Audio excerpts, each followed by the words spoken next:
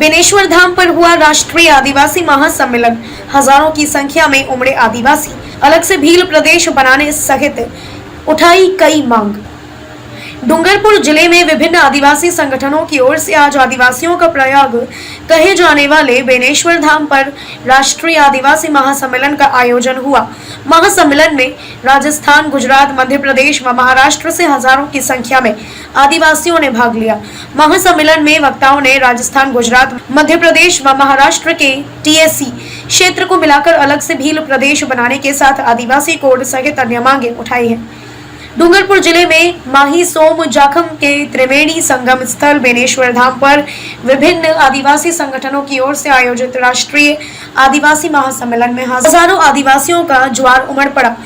महासम्मेलन में डूंगरपुर जिले के सागवाड़ा विधायक रामप्रसाद डिंडोर, 84 विधायक राजकुमार रोत सहित अन्य जनप्रतिनिधि व राजस्थान, गुजरात, मध्य प्रदेश व महाराष्ट्र से हजारों की संख्या में आदिवासियों ने भाग लिया। इस दौरान महासम्मेलन को आदिवासी वक्ताओं ने संबोधित किया। अपने संबोधन में वक्ताओं ने देश की स्वतंत्रता आंदोलनों में भूमिका निभाने वाले संत गोविंद गुरु, राणा पूंजा, बिरसा मुंडा, कालीबाई, नानाभाई खांट सहित अन्य आदिवासी शूरवीरों के ऐतिहासिक जीवन पर प्रकाश डाला। वहीं इस दौरान आदिवासी वक्ताओं ने केंद्र व राज्य सरकारों पर जमकर निशाना भी साधा। उन्होंने कहा कि देश व प्रदेश में कोई भी सरकार रही हो, उन्होंने आदिवासियों को केवल अपना वोट बैंक ही माना है। उनके उत्थान के लिए कुछ ज्यादा प्रयास नहीं किए। संविधान में आदिवासियों को कई अधिकार दिए हुए हैं, लेकिन अधिकतर प्रदेशों में उन अधिकारों को सरकारों ने धरातल पर लागू नहीं किया है।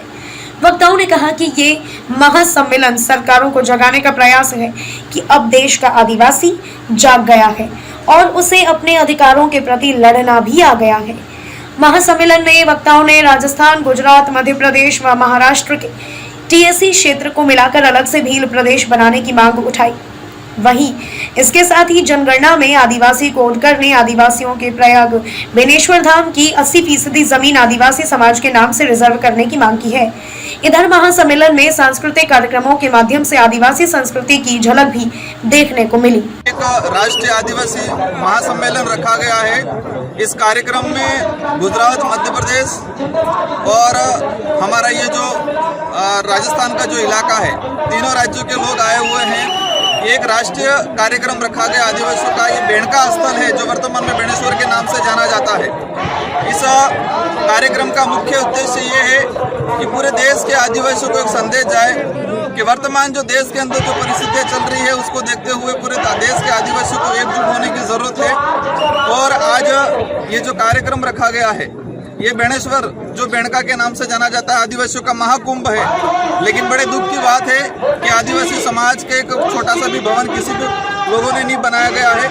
और हमारी मुख्य मांग है, हमने सरकार को भी अवगत कराया है कि बेनेश्वर जो बेणका है, उसकी जो जमीन है, उसकी 80% जमीन आदिवासी समाज के नाम से रिजर्व हो जाए।